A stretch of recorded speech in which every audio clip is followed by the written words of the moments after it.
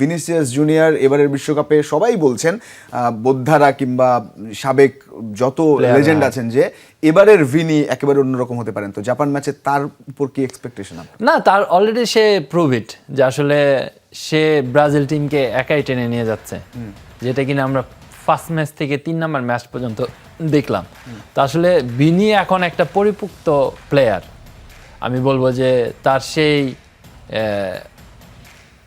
Ability এবং তার সেই স্পেশালি ব্রেন মেধা, এখন সে আসলে একটা ম্যাচুর প্লেয়ারের মতো। অ্যাঞ্চেলোতি তাকে কি একটা ফ্রি ফ্লো জায়গা দিয়ে দিয়েছেন? হ্যাঁ, অ্যাঞ্চেলোতি আসলে যখন রিয়াল মাদ্রিদে সে অ্যাঞ্চেলোতির আন্ডারে খেলেছেন তখন থেকে আমি দেখেছি ভিনির প্রতি তার একটা এক্সট্রা নজর ছিল এবং সে তাকে যেভাবে আসলে তার কাছ থেকে পারফরমেন্স আদায় করা যায় সেটাই কিন্তু তাকে দিয়েছে। আপনি দেখবেন যে কতবার সে পড়ে গেছেন, কতবার ইয়েলো কার্ড খেয়েছেন, কখনো কিন্তু ভিনিকে আমি শুনি নাই অ্যাঞ্চেলোতি কোনো কিছু বলেছেন ডিউরিং ম্যাচে।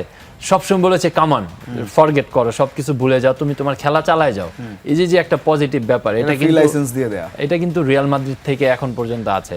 তো আপনি দেখবেন যে কিছু ক্লিপ আমরা দেখি না প্র্যাকটিস গ্রাউন্ডে, তখন অ্যাঞ্চেলোতি ভিনিকে ডেকে নিয়ে কথা বলে।